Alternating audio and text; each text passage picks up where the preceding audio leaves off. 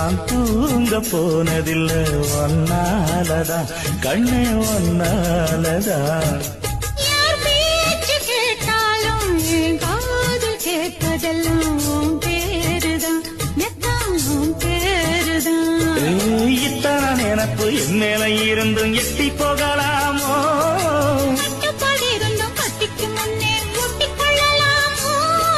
முத்தமிட்டா மோசம் என்ன உண்டாகும்?